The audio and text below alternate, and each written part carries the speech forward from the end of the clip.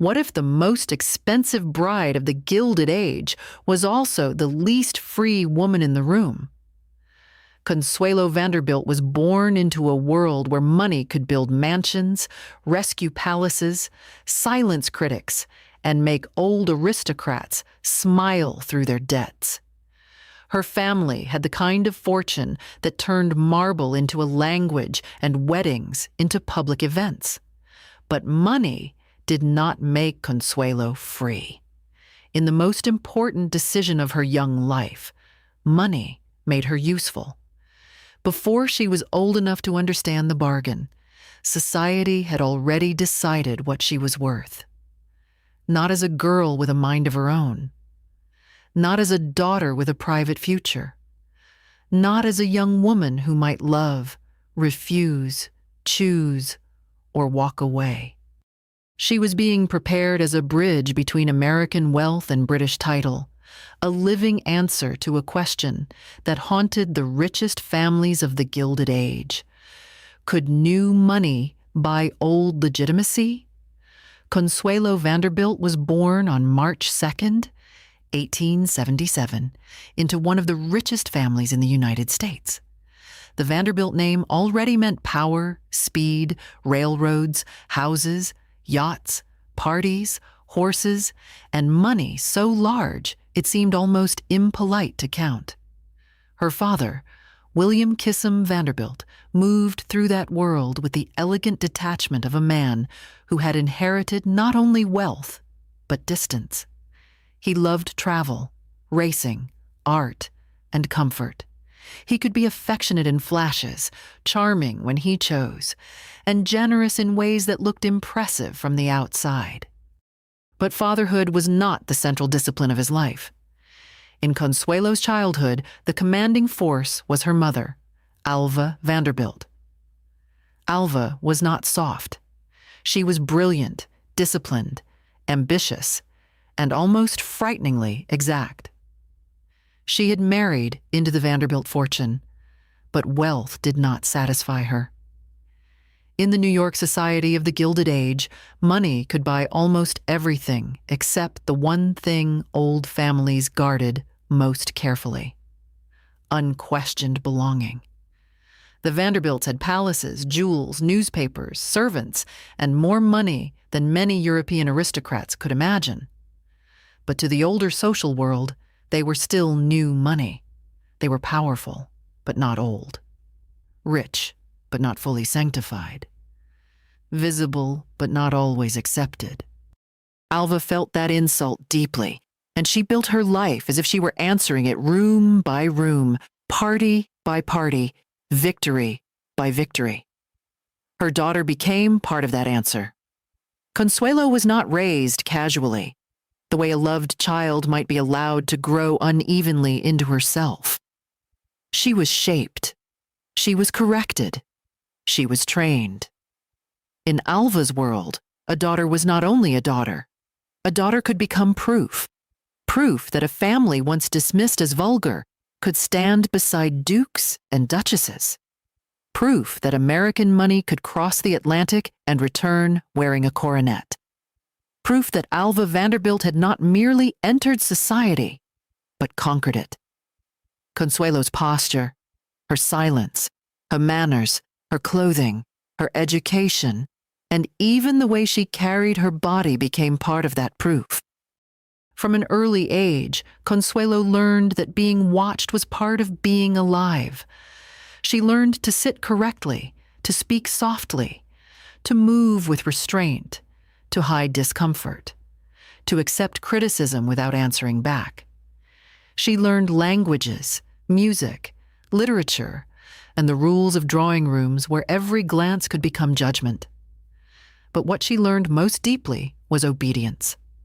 The outside world saw privilege. Inside the privilege was discipline. She had tutors, servants, gowns, lessons, travel, and houses. But she did not have the simple freedom of being unformed. She was not allowed to become too loud, too curious, too spontaneous, or too much herself. At one point in childhood, She was forced into a steel brace meant to improve her posture.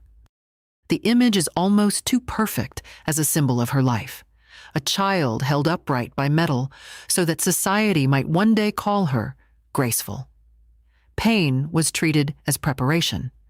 Discomfort was folded into elegance. If she suffered, she was expected to suffer neatly. That was the hidden cruelty of her gilded world. It did not always look brutal. Sometimes it looked like training. Sometimes it sounded like manners.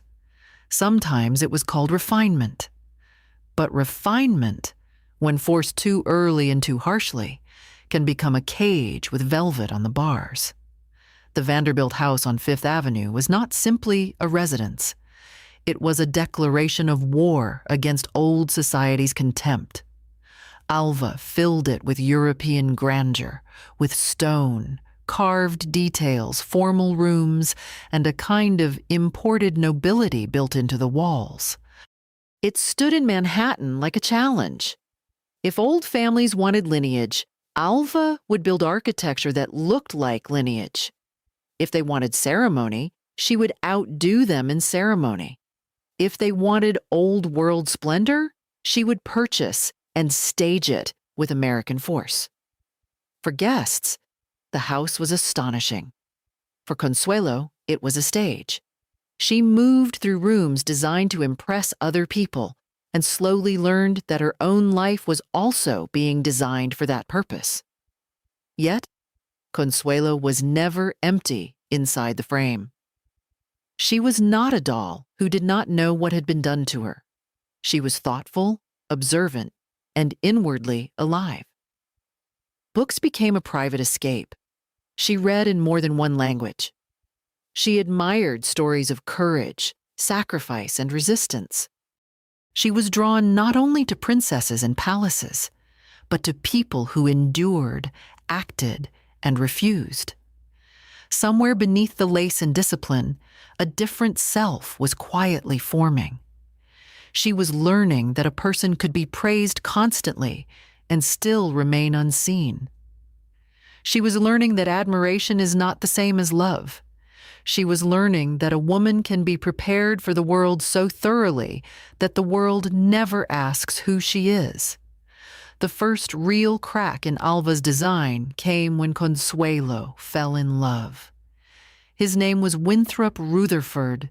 He was American, socially acceptable in many ways, but he did not serve the larger plan. He did not bring an English dukedom. He did not carry a title that could lift the Vanderbilts into the old aristocratic imagination. He did not answer Alva's wound. That, for Consuelo, was exactly why he mattered. Winthrop was not only a young romance, he was proof that she could want something before society assigned it to her. He treated her as a person rather than a project. He listened. He did not seem to be evaluating her as a social instrument. For a girl raised to obey, that kind of attention was dangerous. Love, for Consuelo, was not simply feeling. It was self-ownership. It was the first future that seemed to belong to her rather than to her mother's ambition. With Winthrop, she could imagine a life chosen from within, not arranged from above. That was the threat. A daughter who could choose love might later choose everything else. She might refuse a title. She might refuse a bargain. She might refuse to become the proof her mother needed. So Alva fought the romance not as an inconvenience, but as a threat to the entire social campaign she had built around her daughter. The pressure that followed has often been told as family drama, but it was more than that. It was the collision between a young woman's private will and a mother's public ambition. Letters were controlled. Access was narrowed. Emotional pressure filled the house. Alva's reported illness, her despair, her accusations, and her insistence that Consuelo's choice would destroy her became a domestic trap. The message was unbearable. If Consuelo chose herself, she would be responsible for her mother's suffering. That is a terrible burden to place on a daughter. It turns obedience into love and surrender into duty. Consuelo gave him up. The sentence is short, but the wound is not. She did not lose only a man. She lost the first future that had belonged to her. She learned that even love could be confiscated when it stood in the way of status. And once Winthrop was removed, the path ahead narrowed with terrifying speed. The man Alva wanted was Charles Spencer Churchill, the 9th Duke of Marlborough, known as Sonny. He had one of the most famous titles in Britain. He had Blenheim Palace, the great ancestral seat of the Marlborough family. He had lineage, history, rank, and a name that could make Alva's ambitions look fulfilled. What he did not have enough of was money. Blenheim Palace was magnificent, but magnificence is expensive. Ancient houses do not preserve themselves. Great names do not pay their own bills. The roof, the land, the staff, the traditions, the rituals, the repairs, the very idea of aristocratic permanence all required money. By the late 19th century, many British aristocratic families found themselves rich in name and poor in liquid cash. Across the Atlantic, American heiresses had money in quantities that could rescue old estates. That was the bargain no one needed to say too loudly. Britain had the title. America had the fortune. Blenheim had history, but history needed maintenance. The Vanderbilts had money, but money wanted permission to look noble. Consuelo stood in the middle of that exchange. She was dressed in the language of romance, but she functioned as the human bridge between two hungry worlds. The Duke brought lineage. Consuelo brought wealth. Alva brought strategy. Society brought applause. Almost no one brought concern for the girl whose life was being arranged. This is where the story becomes colder than a simple, unhappy marriage. Consuelo was not merely marrying a duke. She was being used to convert American money into British legitimacy. Newspapers loved the match because it gave them everything the public wanted: a beautiful young American heiress, a British duke, an ancient palace, a fortune large enough to make Europe pay attention, a mother with ambition, and a wedding that could be sold as a fairy tale. A fairy tale is the easiest way to hide a transaction. Give the bride lace, give the church flowers, give the newspapers a title to print, and the public will call it romance. But underneath the music was a colder question. Who benefited from calling this marriage beautiful? The Duke benefited. Blenheim benefited. Alva benefited. The Vanderbilt name benefited. Society benefited because it could pretend the old order still had magic and the new money still needed blessing. Consuelo was the one person whose tears did not interrupt the story. On November 6, 1895, New York gathered to watch the wedding. The city treated it like a public spectacle because that is what it had become. Crowds formed outside. Guests entered the church. Flowers filled the space. Music gave the event grandeur. Everything had been arranged to make the marriage look inevitable, triumphant, and complete. But behind the surface, Consuelo was not a triumphant bride. She was a young woman cornered by family, society, expectation, and the terrifying weight of being watched. She had already lost the man she loved. She had already learned that her wishes could be overruled by ambition, disguised as maternal authority. Now the world was asking her to walk forward and call that surrender a wedding. The cruelty of the spectacle was that the richer the room became, the smaller her choice looked. Every flower, every carriage, every guest, every note from the orchestra helped turn private family pressure into public celebration. The wedding did not hide her tears. It made them irrelevant. That was the brutal genius of gilded society. If the surface was expensive enough, people stopped asking what was underneath. Consuelo walked down the aisle not because she had freely chosen the future before her, but because all other exits had been closed. In that moment, the public saw a duchess being made. The deeper story was that a daughter was being offered as the price of admission into a world her mother wanted to enter. After the wedding came the reality no flower arrangement could soften. Consuelo had married into one of the grandest names in Britain, but grandeur is not warmth. The early days of the marriage were not a romantic awakening. They were a lesson in distance. The Duke was courteous, formal, and emotionally remote. Consuelo had not married a companion. She had married a dynasty. Her new role was to appear, host, dress, produce heirs, preserve dignity, and reflect well on the Marlborough name. The public language was honor. The private experience was loneliness. Her first marriage gave her a title before it gave her a voice. Then came Blenheim. The palace rose from the Oxfordshire landscape as a monument to victory, power, and inheritance. It was not built for intimacy. It was built to impress. Its rooms were vast, its corridors long, its portraits heavy with dead authority.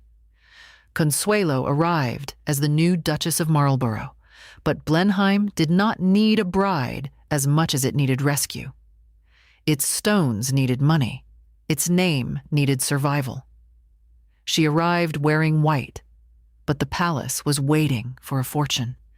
The money could help preserve the house. It could support the title. It could make the old machinery run again. But the fortune helped save the palace. It did not save the bride. The rooms around her were grand enough to make visitors whisper, but grandeur can be a cold companion. A vast room does not become warm because a young woman is lonely inside it. A palace does not become a home because a bride has been placed there. Blenheim was full of history, but it was not full of tenderness. Portraits watched from the walls. Servants moved with careful distance. Formal meals began and ended according to rules older than her marriage. She had entered one of the most famous houses in England, and still she could feel how little of it belonged to her. At Blenheim, Consuelo learned another form of disappearance. In America, she had been shaped for display by her mother. In England, she was displayed by rank. She had duties, rooms, servants, clothes, introductions, court appearances, and expectations. She became admired in public and unknown in private. That is where Gilded Age cruelty became most elegant. A marriage did not have to be loving if it photographed well. A woman did not have to be happy if she looked composed. Society did not need the truth. It needed the surface to hold. Consuelo's beauty, restraint, and obedience became proof that the bargain had worked. Her husband was not a monster in the simple melodramatic sense. That would make the story too easy. The deeper pain is that he did not need to be monstrous for the marriage to be damaging. He only needed to be indifferent inside a system that already favored him. He had the title.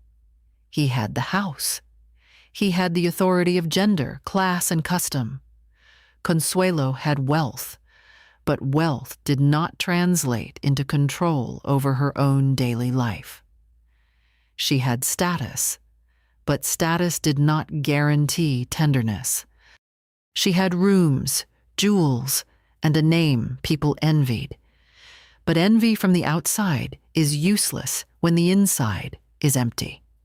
The birth of her first son revealed the machinery even more clearly. When Consuelo gave birth to a boy, the palace celebrated the future Duke of Marlborough. Bells, messages, and congratulations centered on the line being secured. The mother mattered, but the heir mattered more. Even motherhood was filtered through inheritance. Her body had delivered a child, but the house saw a future title. Her pain belonged to her. The celebration belonged to the dynasty. That was not unusual in aristocratic life, which made it even colder. The system did not need to hate women to use them. It only needed to define their value through what they could produce: alliances, heirs, appearances, stability, and silence. Consuelo loved her children, but aristocratic motherhood came with rules. Nurses, schedules, traditions, and the emotional distance of the class into which she had married shaped what she could and could not give. She knew what it meant to be raised as a project. She wanted something warmer for her sons. Yet even there, custom stood between desire and action. The same world that had taken charge of her girlhood now managed her motherhood. She had been a daughter used for a title, then a wife used for a household, then a mother measured through inheritance. Each role brought honor from the outside and restriction from within. Yet the story did not end inside those restrictions. This is where Consuelo becomes more than a tragic bride. Her loneliness did not make her empty. It made her attentive. She began to look beyond the palace, beyond the dinners, beyond the rituals of aristocratic life. She visited local communities, schools, hospitals, and poorer households. There, people did not care about her waist, her jewels, or the exact weight of her title. They cared whether she listened, whether she returned, whether she remembered. That contact gave her a form of reality the palace could not provide. For the first time, her presence was not decorative. It was useful in a way she chose. The shift was quiet at first. It did not look like rebellion. It looked like visits, letters, practical help, charity work, committees, and attention to women whose lives were far less protected than hers. But quiet changes can be radical when they happen inside a woman trained to be ornamental. Consuelo had been taught that a great lady's role was to appear gracious. She began to understand that grace without action was only another costume. The title that had once been used to trap her became the tool she used to enter rooms where poor women were usually ignored. That was not simple redemption. It was reversal. The same society that had treated her as an ornament now had to watch her become a witness. Without this work, Consuelo would remain trapped forever in the wedding portrait. But outside the palace, she began to become useful on her own terms. She saw mothers whose lives were narrowed not by too much wealth, but by too little power. She saw children affected by poverty, sickness, and rules made far above their heads. She saw women judged by systems that rarely asked what choices they had been given. The shape was different from her own life, but the question underneath was familiar. What happens to women when decisions are made around them, over them, and through them, but not with them? Her marriage continued to hollow out. Publicly, she and the Duke could appear polished, composed, enviable. Privately, the distance between them became the marriage itself. They shared obligations more than companionship. Their lives ran parallel through ceremonies, dinners, appearances, and separate emotional worlds. The public image held because society wanted it to hold. People admired the pair because admiration required less discomfort than truth. To say the marriage was unhappy would have disturbed the fairy tale. To admit the fairy tale had been a transaction would have disturbed much more. By 1906, the marriage had effectively reached its breaking point, and Consuelo and the Duke separated. There was no need for a dramatic final scene because the emotional ending had happened long before the formal one. A marriage created as a bargain can end quietly because, in some ways, its public purpose has already been served. The title had been gained. The palace had been helped. The heir had been born. The society pages had eaten their fill. Only then could Consuelo begin to ask the question no one had allowed her to ask when she was young. What did she want now? That question changed the rest of her life. Separation did not instantly make her free in every sense. Women of her class remained watched, judged, and limited. A separated duchess occupied an uncomfortable place.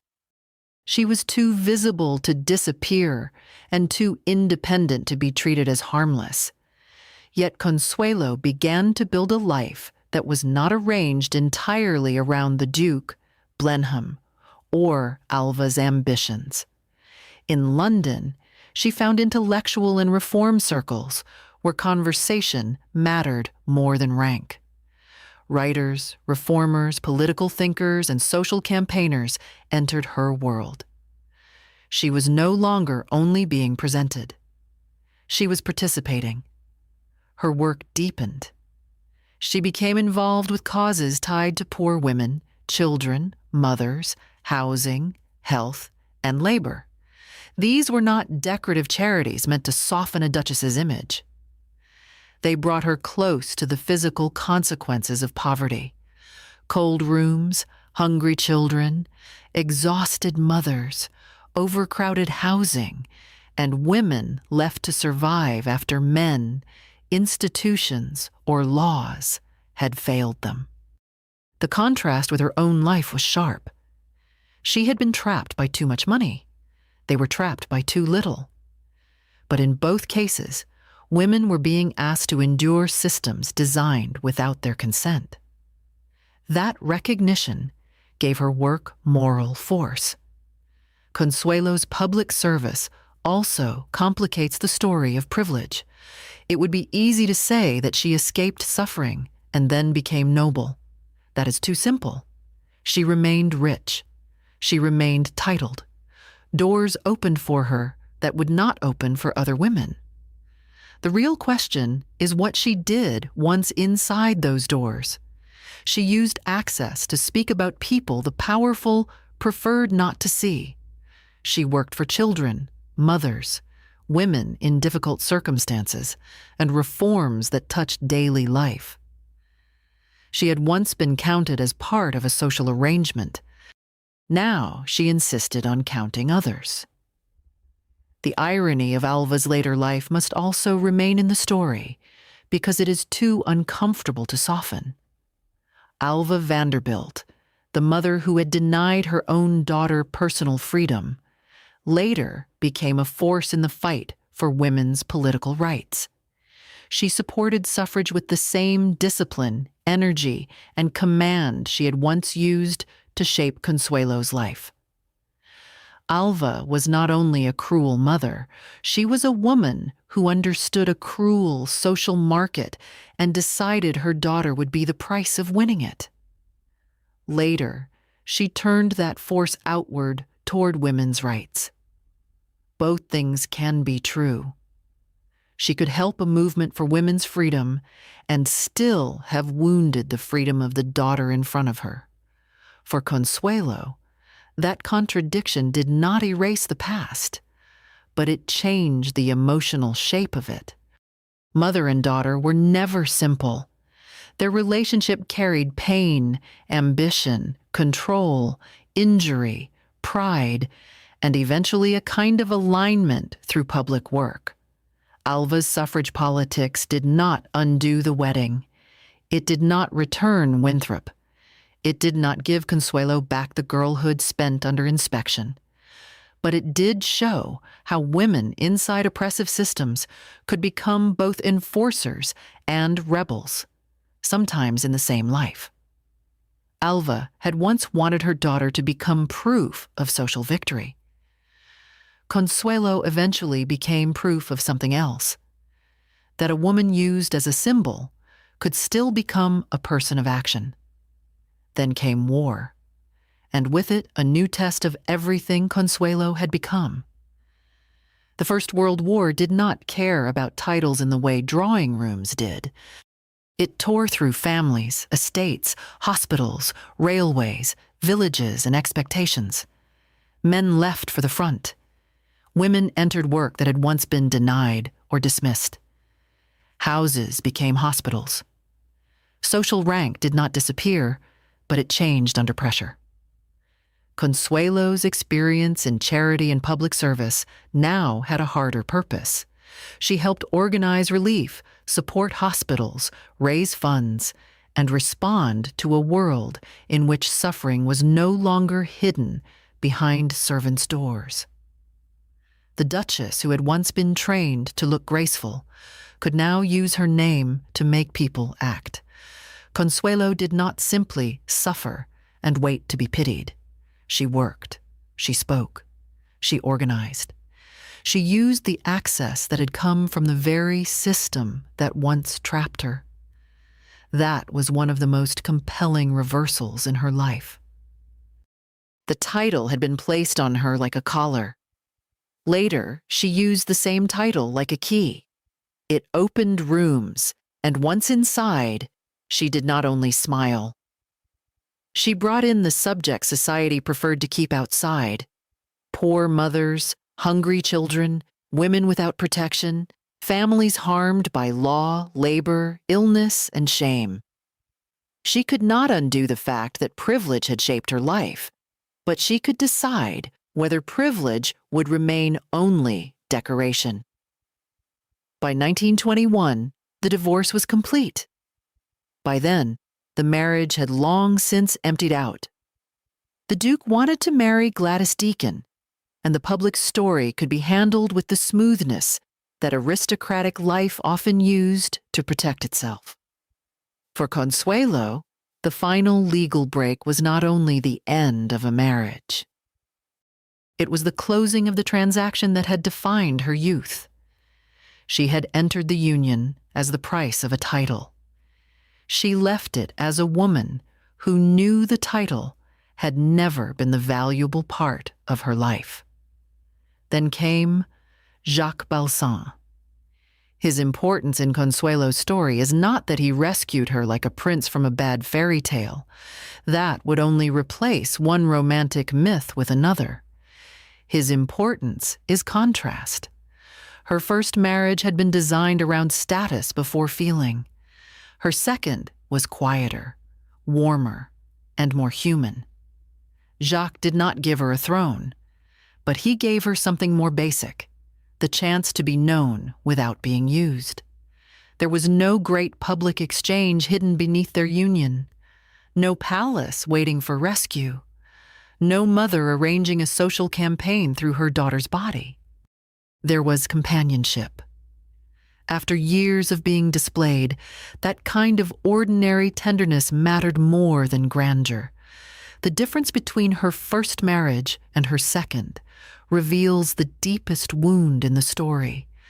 Consuelo had not been asking for a life without duty. She had not been asking for a life without responsibility. She was not a spoiled heiress who simply wanted ease. What she had been denied was the right to belong to her own choices. In her first marriage, she was treated as an answer to other people's needs. In her second, she was finally allowed to be a person in a relationship rather than the price of one. Their life together had a gentler rhythm. It was not empty of work, travel, responsibility, or loss, but it had a human scale that her first marriage never did. There were conversations that did not feel like performances. There were rooms where she did not need to be announced as someone else's social achievement. There was affection without strategy.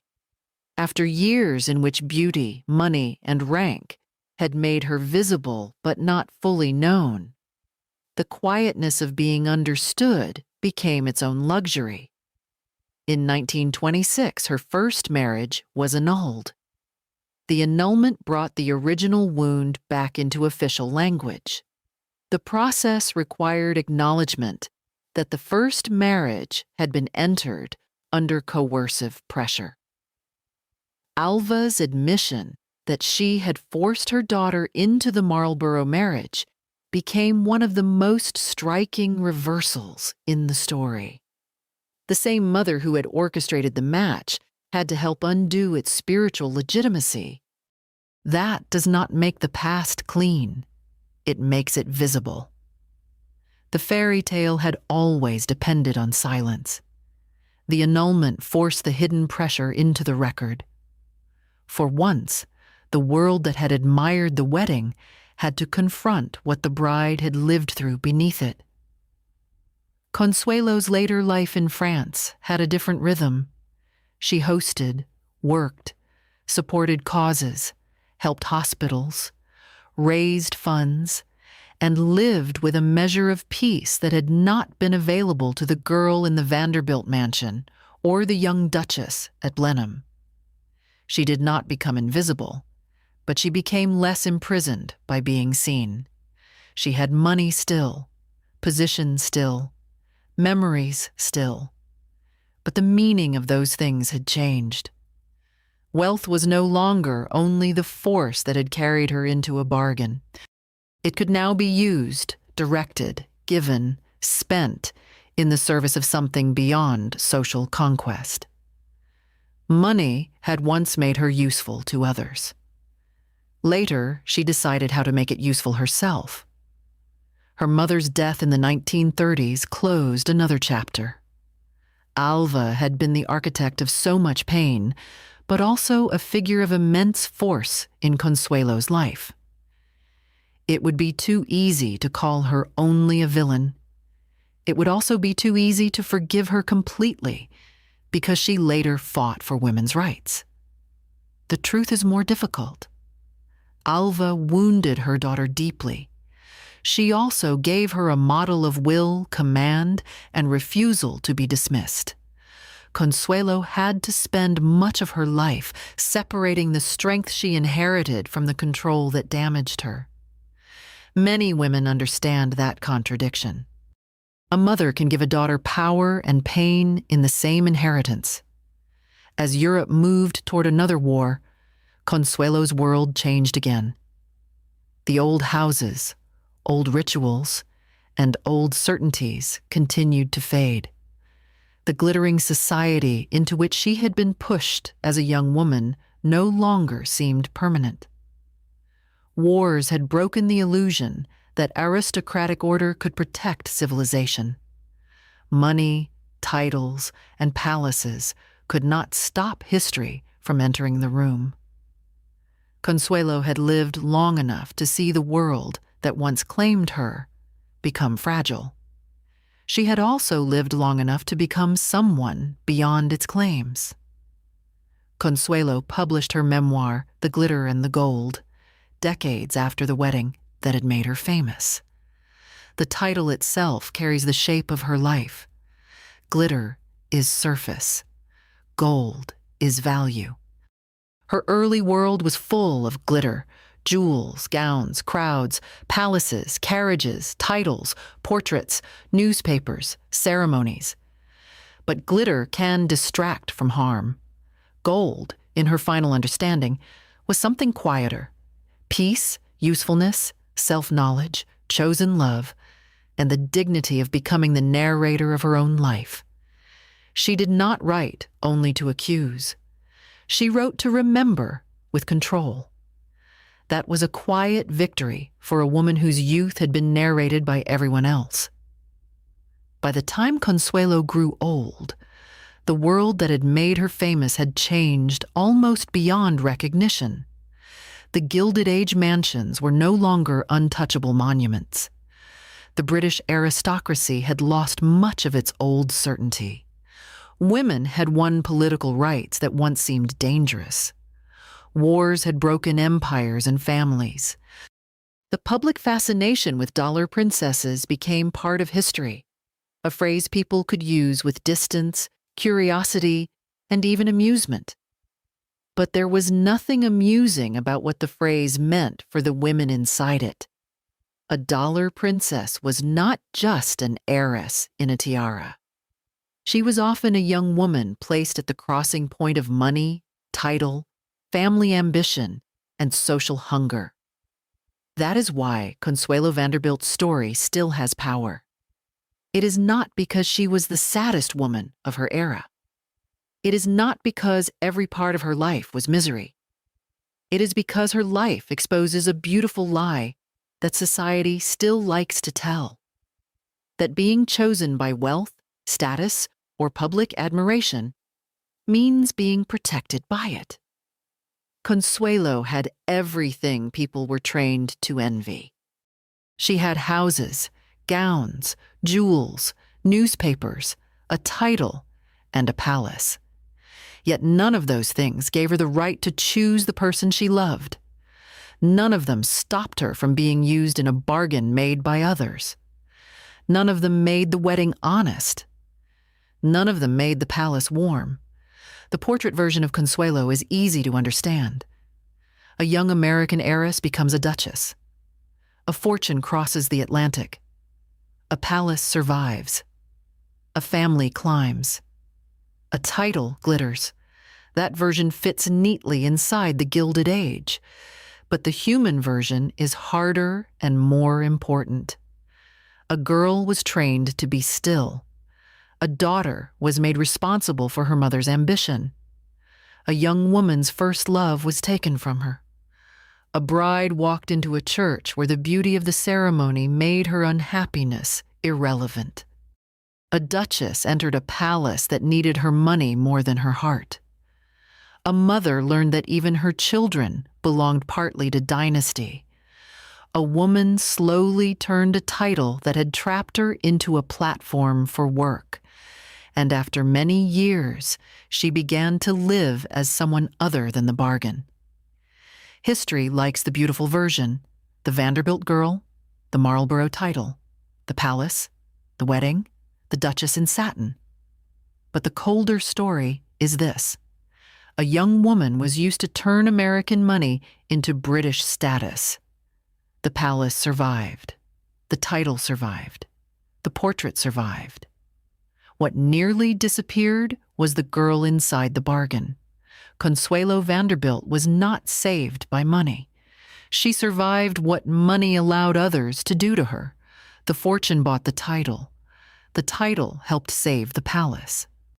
But neither one could give Consuelo back the girl who had been asked to disappear beneath the veil.